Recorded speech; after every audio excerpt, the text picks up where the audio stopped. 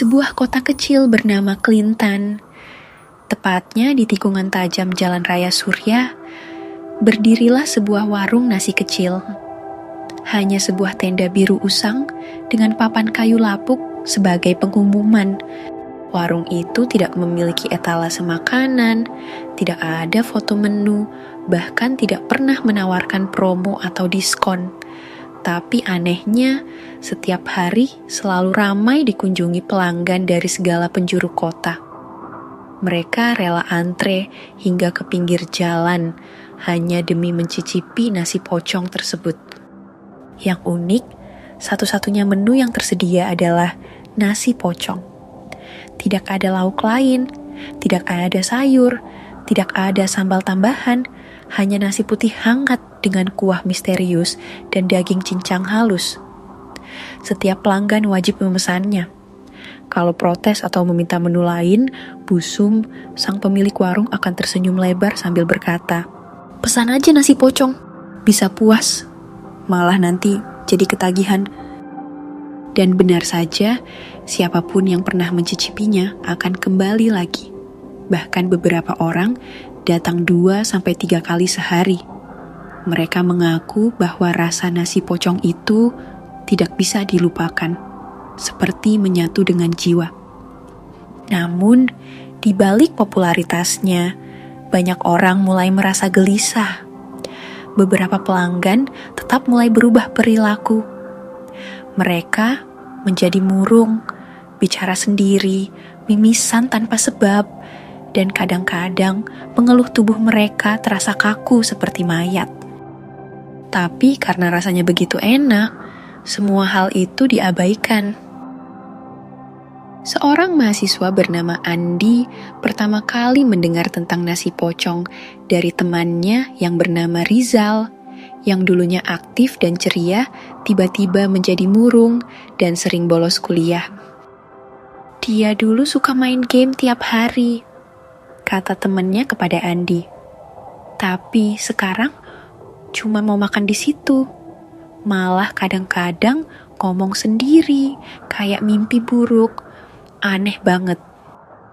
Penasaran, Andi memutuskan untuk membuktikan sendiri.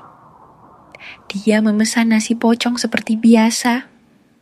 Bau harum, beras campur rempah-rempah, langsung menyergap indera penciumannya. Suapan pertama membuatnya melupakan segalanya. Rasanya tak tertandingi, manis, gurih, pedas, dan hangat sekaligus. Seolah-olah dia sedang menikmati makanan kesukaannya semasa kecil. Setelah makan, Andi pulang. Tapi sejak saat itu, bayangan nasi pocong tak pernah hilang dari pikirannya. Setiap hari, setiap jam, ia ingin kembali ke sana. Akhirnya, malam berikutnya, ia pergi lagi, dan lagi, dan lagi. Tapi, rasa penasaran Andi justru semakin besar. Apa rahasia di balik rasa luar biasa itu? Mengapa semua orang ketagihan? Suatu malam, saat warung mulai sepi, Andi memutuskan untuk mengintip dapur tempat nasi pocong dimasak. Dengan hati-hati, ia menyelinap ke belakang warung dan mengintip melalui celah tirai. Apa yang ia lihat membuat darahnya membeku. Busum bukanlah wanita tua biasa. Di balik kerudung hitam itu, tubuhnya tampak tegap dan tinggi. Wajahnya bercahaya dalam gelap, mata kuningnya bersinar seperti binatang malam. Di hadapannya tergeletak mayat manusia separuh utuh di atas meja kayu. Kulitnya pucat, matanya terbuka tanpa jiwa. Busum sedang memotong-motong daging dari tubuh itu dengan pisau tajam. Darah menetes ke panci besar berisi kuah misterius. Ia mengulek rempah-rempah dengan gerakan magis, lalu mengucapkan mantra dalam bahasa yang tak dimengerti Andi. Dari sudut ruangan, terdapat karung-karung besar berisi potongan daging mentah lengkap dengan tanah pemakaman. Bau anyir tanah kuburan menusuk hidung Andi. Ada juga foto-foto korban yang tampak familiar. Beberapa wajah mirip pelanggan tetap warung itu. Saat itulah Andi menyadarinya. Semua langganan setia nasi pocong mungkin dulunya manusia. Tapi sekarang, ia melihat beberapa manusia yang pernah ia lihat di warung itu sedang berdiri di pojokan dapur. Mereka dibungkus kain putih, seperti pocong sungguhan. Matanya kosong. Tubuh mereka bergerak lambat, tapi pasti. Membantu Busum memotong daging, mengaduk kuah, memasukkan bahan-bahan ke dalam wajan besar. Andi menjauh perlahan, tapi langkahnya tergelincir. Tirai bergoyang, suara derak kayu menyeramkan terdengar. Busum berbalik, senyumnya menganga lebar, matanya menyala-nyala. Andaikan kamu tidak ketagihan, mungkin kamu tidak akan sampai ke sini. Bisiknya, suaranya rendah dan bergetar. Andi mencoba kabur, tapi pintu warung tertutup rapat. Pintu-pintu lain lenyap. Ia terjebak di dunia lain. Dunia yang diselimuti bau daging rebus dan tanah basah, yang membuatnya penglihatannya perlahan memudar, hingga terkulai lemah dan pingsan. Warga lain menemukan Andi tak sadarkan diri di bawah pohon besar di pinggir jalan. Hari-hari berlalu, dan Andi mulai merasa ada yang aneh pada dirinya. Tubuhnya terasa lebih berat, gerakannya melambat, matanya mulai terasa sakit saat terkena cahaya. Ia juga mulai mimisan setiap pagi, dan baunya seperti tanah kuburan. Lambat laun, ia menyadari bahwa kulitnya mulai membiru. Tubuhnya kaku saat bangun tidur. Bahkan, suara langkah kakinya mulai berubah, tidak lagi seperti manusia, tapi seperti sesuatu yang bergerak tanpa jejak. Ia mencoba mencari jawaban dari para pelanggan setia warung itu. Tapi, semua orang justru mengatakan hal yang sama. Aku harus makan lagi. Aku mulai merasa kosong. Mereka sudah tidak sadar bahwa diri mereka sedang berubah. Jiwa mereka telah terhubung dengan kuasa gelap Busum. Siapapun yang pernah memakan nasi pocong akan perlahan-lahan kehilangan jiwanya dan menjadi bagian dari ritual abadi di warung itu.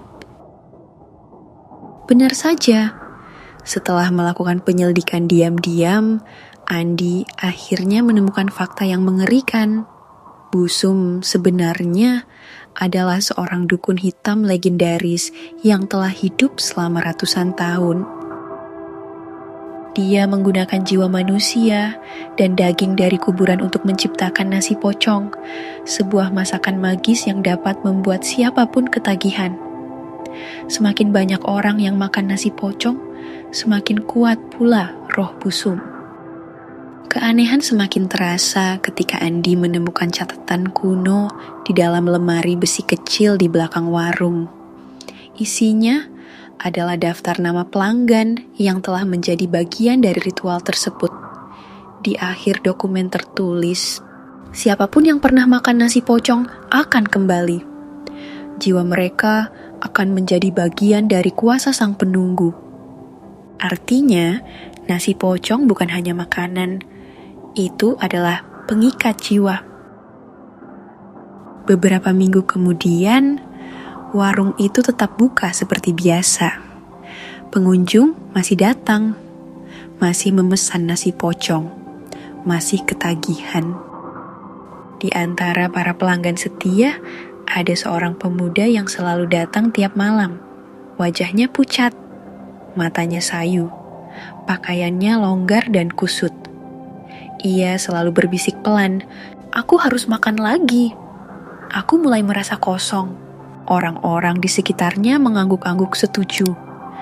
Mereka tidak sadar bahwa kulit mereka mulai membiru, tubuh mereka menjadi kaku, dan bau tanah kuburan mulai menguar dari pori-pori mereka. Sementara Busum di balik tenda terus tersenyum. Karena dia tahu setiap kali seseorang memakan nasi pocong, jiwa dan raganya akan menjadi bagian dari ritual abadi. Siapapun yang pernah mencicipi nasi pocong tidak akan pernah bisa berhenti makan selamanya. Satu malam, seorang anak kecil tersesat di dekat Jalan Raya Surya. Ia mendengar suara ketawa rendah dari arah warung nasi pocong. Bau harum masakan menyeretnya maju. Saat ia sampai di depan warung, semua pelanggan menoleh padanya. Matanya melotot, wajah mereka pucat, dan bibir tersenyum tanpa senyum. "Kamu mau pesan apa?" tanya Bu Sum sambil menatap anak itu. Anak kecil itu gemetar. Tapi sebelum ia sempat lari, pintu warung tertutup sendiri. Tirai menutup rapat. Cahaya lampu redup. Bau anyir darah dan tanah menguar. Isak tangis terakhir dari anak itu terdengar, lalu lenyap. Jika Anda melewati tikungan Jalan Raya Surya dan melihat warung kecil bernama Nasi Pocong Bu Sum, jangan coba-coba memesan apapun. Apalagi jika Anda merasa bahwa baunya terlalu enak. Itu artinya Anda sudah terperangkap. Karena nasi pocong bukanlah makanan. Itu adalah janji darah. Dan janji itu tidak bisa ditarik kembali.